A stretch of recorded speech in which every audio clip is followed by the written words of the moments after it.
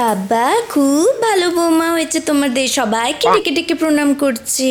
কে বললো প্রণাম করলে 500 টাকা করে হাতে ধরাচ্ছে তাই করছে, নাহলে আমি কারোর সামনে অত নিচু হই না।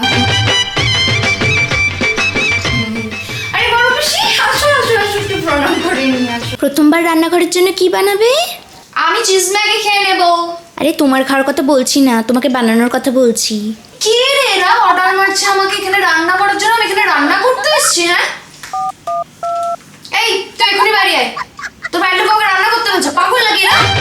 তা শ্বশুর বাড়ি কেমন লাগলো নতুন বউ? ভালো না লাগলেও কি উপায় বলুন তো, এখন মাথায় শনি নাচছিল তাই বিয়ে করে নিয়েছি। বাবা 50 লাখ টাকা খরচ করে এই বিয়ে দিয়েছে, এখানে থাকতে তো হবে। পুরো টাকাটা একদম সুদ সমেত উসুল করবো, তারপর এখান থেকে যাবো।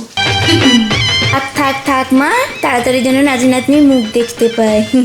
10 দিন ধরে তো এখানেই বসে আছেন, ঘর যাবার তো নাম নেই, আবার নাতিপুতির মুখ দেখবে, তার জন্য একটু স্পেস লাগে, স্পেশাল টাইম চায়। ঠিক আছে, এখানেই বসে আছেন, ঘর যাবার নাম নেই, কোনোদিনও নাতিপুতির মুখ দেখতে পাবেন না। চোখ তুলে দেখো না কে এসেছে।